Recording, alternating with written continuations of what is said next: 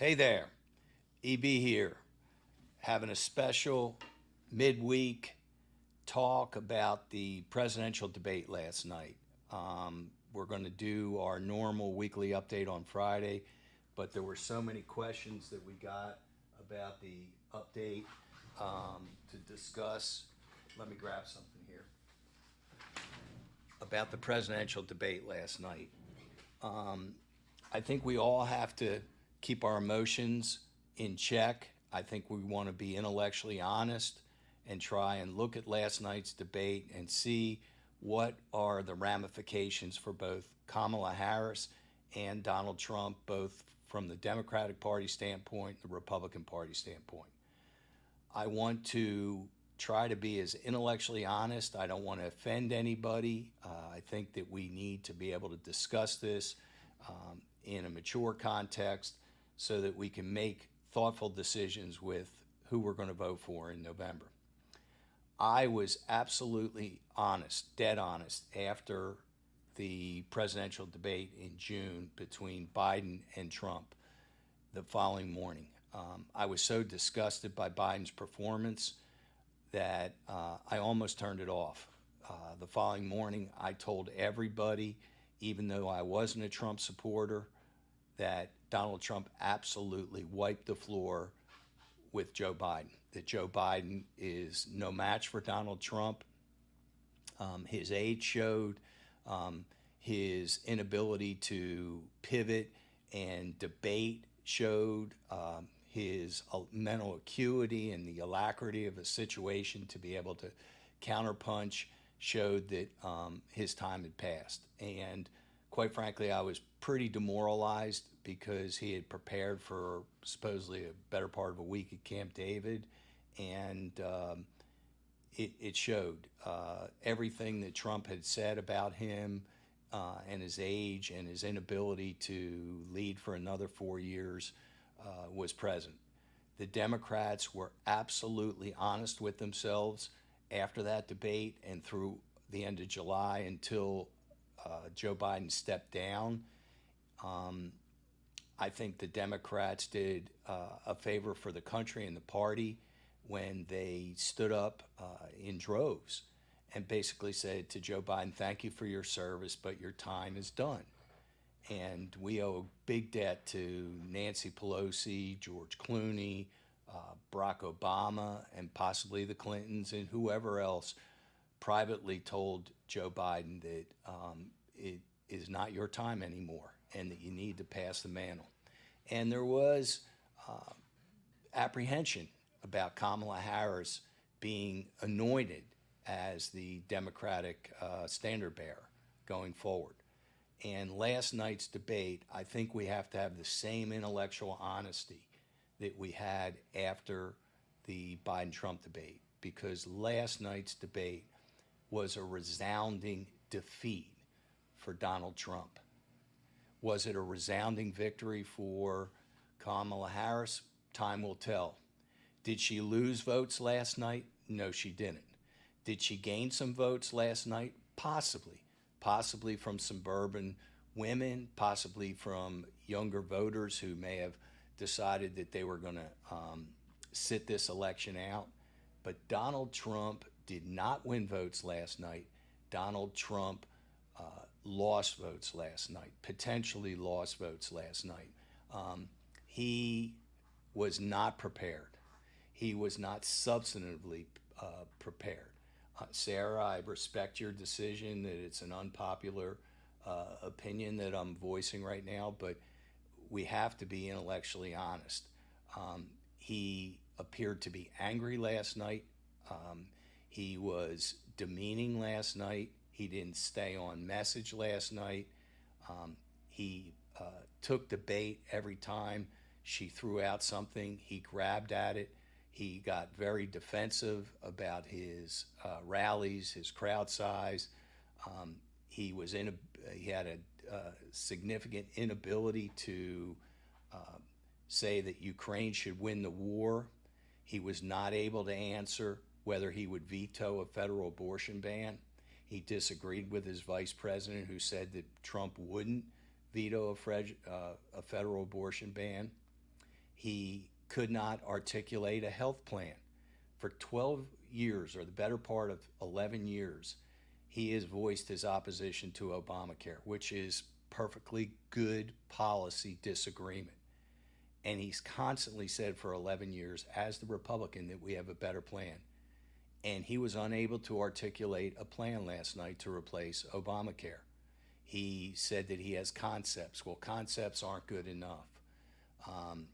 He would not admit that he takes any responsibility for January 6th or that he would change anything having to do with January 6th.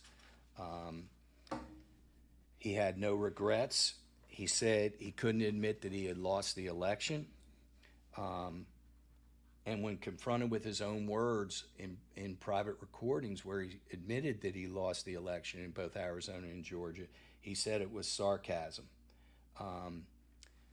I think Kamala Harris's test last night, she had 3 tests, and those tests were, could she look presidential? Could she proceed without a script? And could she go toe-to-toe with somebody who is pretty tough to debate? And I think both Democrats and party alikes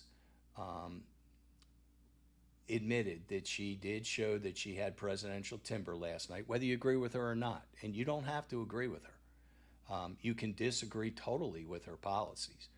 But I think that she did belong on the stage last night, and she accorded herself well. I think she showed that she is intelligent. She didn't have, the proverbial word salads that she had. And I do, Margaret, I understand that some of my followers or people that listen to me are Trumpsters and Trump supporters, and that is perfectly fine, and I'm happy for them. But I think we now have a real race. It is something that we have to discuss. She showed that she had the ability to debate him. And look, you don't have to listen to me. Brett Hume, who was on Fox News, and Martha McCallum said after the debate that he lost. And now he doesn't want them to be moderators on the debate if there's going to be a second debate. He wants it to be Sean Hannity as well as Laura Ingraham. And that's perfectly fine. I'm not sure there's going to be a second debate. I'm not sure Kamala should debate, even though she wants to have a second debate. And I'm not sure Trump should debate again. But we have to look at exactly what was said. He called her a Marxist. He called her a Marxist.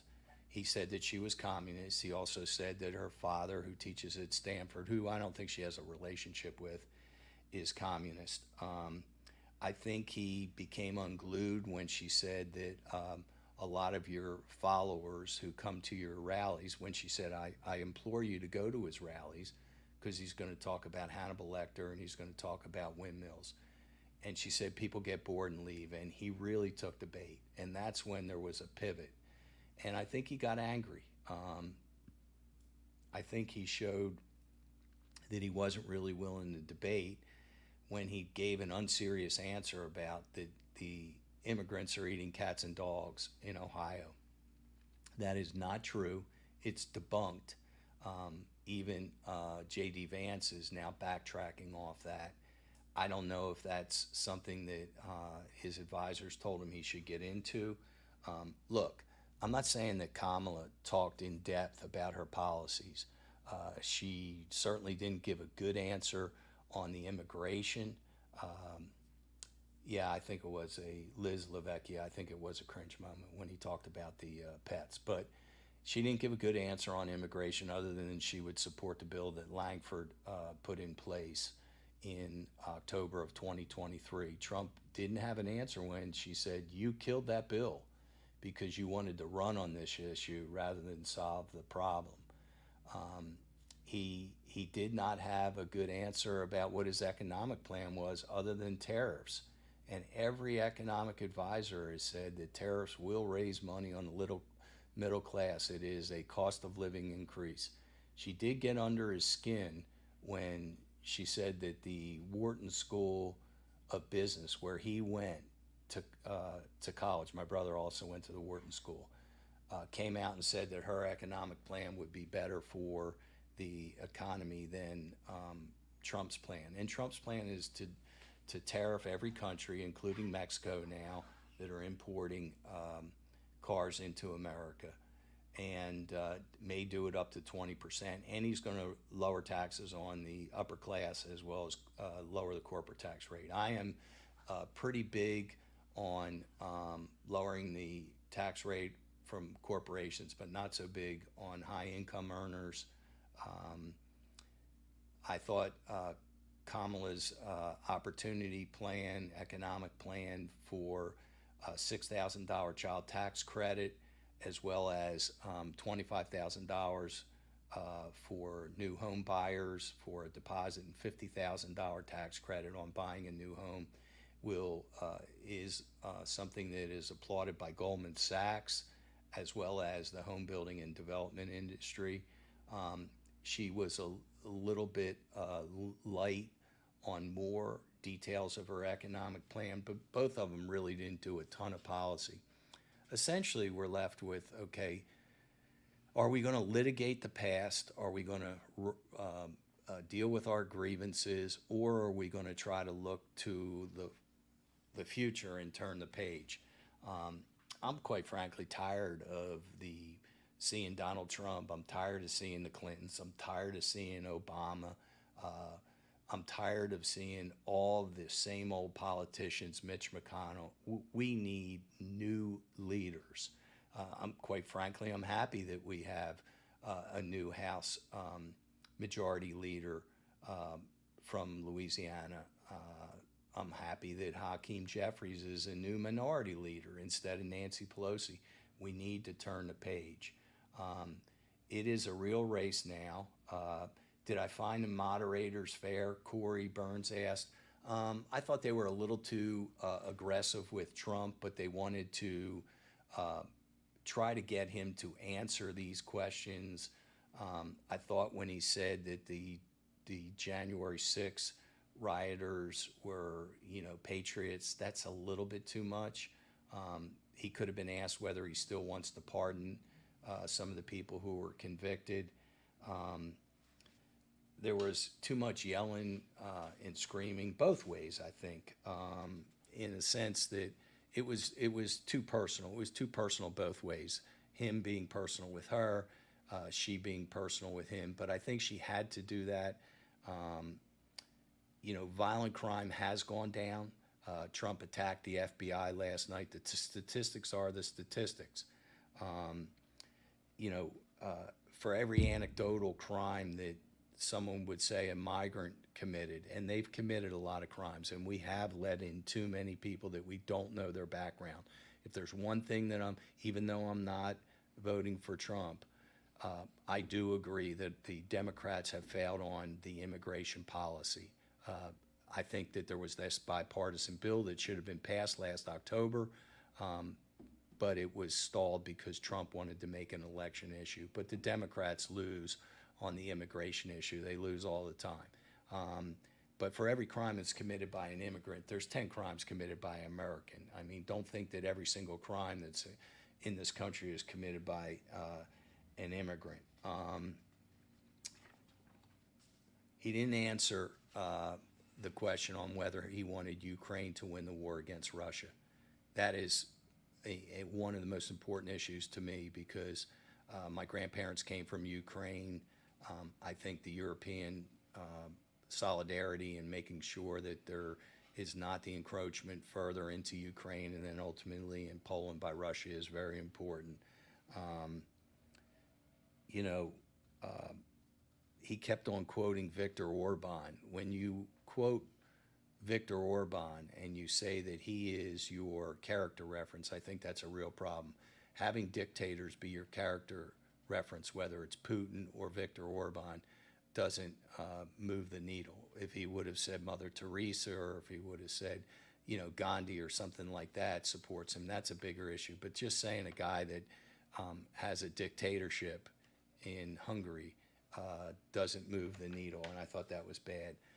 She made a really good point, and I forgot about this, that he had invited the Taliban to Camp David when he was he did announce that there was going to be a withdrawal from troops from Afghanistan on May 15th of his last year in office of 2020.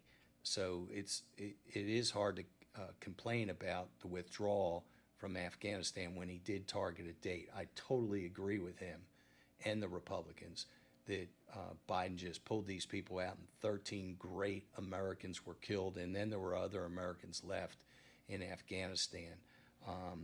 But inviting the Taliban to Camp David, and it was struck down by H.R. McMaster, his National Security Advisor, John Bolton, and others said you cannot invite the Taliban to the United States. And he used the word Abdul, that he negotiated with Abdul. That didn't go over well. I think that Kamala stood toe-to-toe with him. You don't have to like her, you don't have to vote for her, but I do think you have to acknowledge that that was a different debate than Trump had with Biden. It was a lot more back and forth. It was substantive at times. You saw her ability to stand up to somebody that is pretty intimidating, going across the stage and shaking shaking his hand. That was something he didn't expect. I thought it was effective when she said that she believes in lethal force in her closing statements for the American protection and in the military. I think it was effective that she said she is a gun owner, as well as Tim Walz, although I'm not a big Tim Walz fan. He's a big hunter. That may have pacified some people on gun rights. It was very effective when she said your four-star general said that you don't have the temperament, and that's John Kelly, who was his chief of staff, and all the military leaders who said that he didn't have the temperament to be a leader. Then he went to his same old answer that the generals are wrong. I thought her theme of turning the page was a great theme. It really showed the stark contrast. Let's see anything further. It was clear that America doesn't want a rematch with Trump and Biden. So this is a new paradigm shift in the race. I don't believe she showed that she is not smart. I think she showed that she is smart. She didn't get to where she was by not being smart. She wasn't as scripted last night as I would have expected. He took the bait. She turned him and pulled him all around the stage. I think she passed any test that you would have objectively set for her. Somebody said Scott Jennings last night after the debate, who is a Republican analyst, he said, look, when Trump was complaining afterwards about the bias of the moderators, he said, it's hard to complain about the referee when you're not making your jump shots. And what he meant by that was that Trump didn't stick to his script, that he got baited into making it personal. I thought his answer of, you could be whatever you want, whether you're black or Asian or Indian or whatever, I don't care. She was extremely effective when she started off with that Trump was brought up for housing discrimination in the 70s when he wouldn't rent to blacks. She was extremely effective when she talked about the Central Park Five, who were not guilty, and he took out a full-page ad and said that they should get the death penalty, and he's never admitted, even though they found out who was the one who was responsible, and these five were not guilty of this crime, he's never once admitted he was wrong. She was effective in talking about the birtherism. She was effective of talking about Charlottesville, and she was equally effective of talking about that, he keeps bringing race up as an issue. He definitely was wrong when he said that the public wanted a reversal of Roe v. Wade. 74% of the public does not want Roe v. Wade reversed. So that is my kind of overall assessment of it. She won. Does it make a difference in the polls? Probably not. Is it going to change the core voters who are Trump supporters? It will not. Will it change the core voters of the Democrats? No, it will not. But it's the middle of the road people, the suburbs of Pennsylvania. Is the performance of Kamala Harris enough to get people who are independents to vote for her and not vote for former President Trump? And was President Trump's anger and his vindictiveness and his grievances, is that enough to make them vote for him or vote for Kamala Harris? That's what the next 57 days we're going to have to answer. I think there is an amazing thing that we're overlooking, and that is that Taylor Swift coming out after the debate saying that she's going to support Kamala Harris is huge. It says that she was waiting for the debate before she was going to make her decision. It's going to be interesting to see if Travis Kelce makes a statement and says who he's going to support. I don't think he's going to come out and say he's going to support President Trump, because that could create some tension in that relationship. But I will tell you this, Taylor Swift is a movement, and she will encourage a lot of younger voters to go vote for Kamala Harris. There are a lot of women voters, cat people, and she showed a picture of her and a cat who will vote for Kamala Harris. Taylor Swift, like Lady Gaga, like Howard Stern, they have tremendous amounts of followers, and they will listen.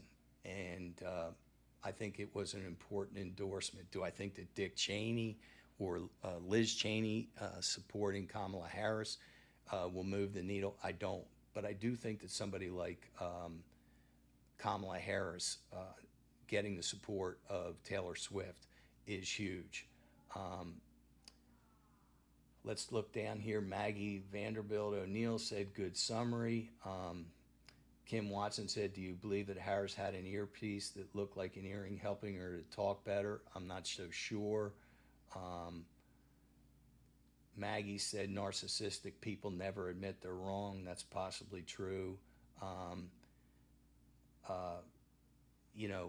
I definitely think that it was one of the most theatrical debates that I've ever seen. Now, Trump this morning said it was the best debate he ever had. That is not true.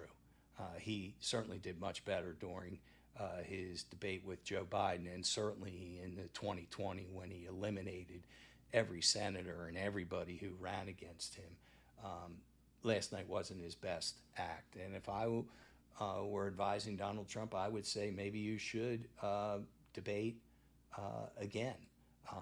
I think that he's got an opportunity to possibly change some opinions with a debate. You can't talk down to a woman if you're a man. It's just not respectful.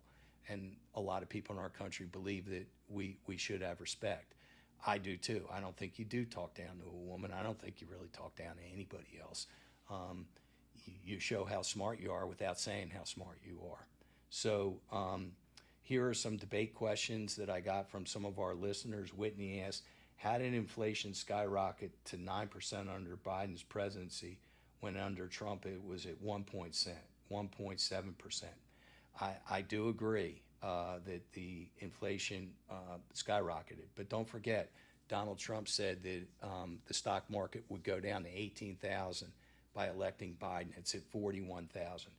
Inflation happened because of a number of things. We got to full employment. We also had our GDP go up too fast. And we have a situation where there was a shortage of housing. So interest rates went up. We have a shortage of housing, which caused building materials to go up. Trump was able to keep inflation low because he lowered the tax burden. There was more money available and less taxes were coming into the government, which increased our debt by $8 trillion. Under his watch, the debt increased by $8 trillion. Under Biden, it's only increased by $4 trillion.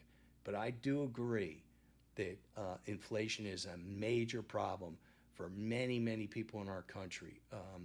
The cost of food, gas is pretty much stable, but the cost of food, the cost of housing is high. She didn't give an answer for lowering inflation, but she did give an answer for child care and the housing crisis. Child care is a major problem in our country for people who are two-income earners and have to work. Stephanie said, I would like a firm answer for both parties on Social Security and how to protect funding and benefits. The, it is the third rail of politics. The minute anybody starts talking about Social Security or raising the age of eligibility, I think the age of eligibility should be raised, because in 1934, when they started Social Security, the average age was much lower than it was now. The average life age, life expectancy, was 67 to 70. So the thought was that most people aren't going to even qualify for Social Security, even though they pay in. Today, the average age is in the late 70s, and so people are enjoying Social Security for 10 years. So I do believe there has to be an eligibility test as well, a means test. People who are making a lot of money, people like me, aren't going to need Social Security. I agree, I'm paying into the system. I do have a right to get it, but there really should be some kind of means test so that the people who need Social Security, need it to live on, don't have the savings, that we're going to make sure that it's there and it's solvent. Remember, the Social Security Trust Fund is going to be insolvent in the early 2030s, so something has to be done about it. Laurie said, Harris has said numerous times it's a woman's constitutional right to medical procedures. That is not true. The 14th Amendment does give equal protection and due process. There isn't a constitutional amendment to that, but I don't think we need men to tell women what to do with their health care rights. I think Trump really stumbled all over himself last night with the issue on reproductive rights. Kamala Harris is very conversant on that subject. She's very compelling. The stories of people getting prosecuted, both healthcare professionals and nurses, for getting healthcare advice. I just don't think Trump can win that argument on reproductive rights. He said too many times that he killed Roe v. Wade, that he was proud of putting the justices on the Supreme Court that did it. Again, the public does not want Roe v. Wade, didn't want Roe v. Wade overturned. So there is no constitutional right to have reproductive rights or an abortion. I don't think it was right that Trump said that Democrats want to kill babies in the 9th month, or kill babies after they're born. I am pro-choice, but I am only pro-choice through the first trimester. I am not pro-choice in the second or third trimester unless it's the life of the mother. The rape and incest, that has to be taken care of in the first trimester. You go beyond that first trimester, I am not for it. Terry said, what will each candidate do to help those of us who are retired to keep from losing what we've worked so hard over the years? I think that both clients are not going to cut Social Security. I think that the Democrats are more willing to negotiate with Medicare and insurance companies to lower the course of prescription drugs. The Democrats are the ones that lowered insulin to $36 per month. There's 10 scheduled drugs in 2025 that are going to go to a fixed price that are for the elderly. So I haven't heard Republicans supporting these reduction in drug costs. So that's an interesting thing.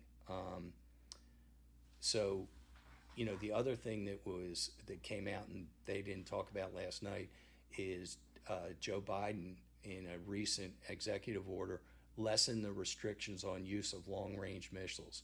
So that tells me that they understand that there may need to be the use of long-range missiles in Europe to deal with the encroachment of Russia or for anything that may blow up in the Middle East. So let me look at the list here and see a lot of people have popped on. Three Beagles said that the hit to manufacturing causes prices to go way up. That is correct. Hamilton, I appreciate you jumping on. Casey Odell, a good friend of mine, said, do you ever see these debates getting to the point of having fact checking?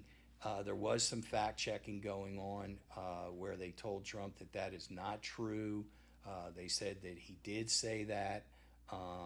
So it's hard to do it in real time. But when they printed the questions on the screen, you know, it's a yes no answer, and he refused to give a yes no answer. That was pretty glaring. And Kamala did too. When she talked about, you know, my values are the same, but she changed her stance on fracking. She changed her stance on some other issues. Uh, that is something that we have to talk about guns. He changed her issues on, and voting rights for immigrants was another thing, and decriminalizing illegal immigration. All the things that she changed her tune on, and she should have been challenged on that. But people have a right to grow. I mean, I really don't want our politicians to have an opinion and then it never changed. Don't forget, when Barack Obama ran for office in 2008, he was against gay marriage. But Joe Biden moved him to the middle on that issue, and he did change his opinion. So people can change. I mean, certainly Donald Trump changed his opinion from pro-choice to pro-life. Now he's going back and he's starting to equivocate on a 6-week ban. He's also saying we need more immigrants in this country. And he's also saying that he believes in recreational marijuana use, which are all anti-conservative positions. Hamilton's right. Trump was a lifelong Democrat. So that's interesting. Liz Lavecchia says she lives in the suburbs of PA, and I do agree that, you know, with her, that it's Trump strong right now. We'll see how it goes. Sorry, PC King. I understand it's Kamala, and sometimes I say Kamala, excuse me, and not Kamala. I apologize. I'm doing the best thing I can.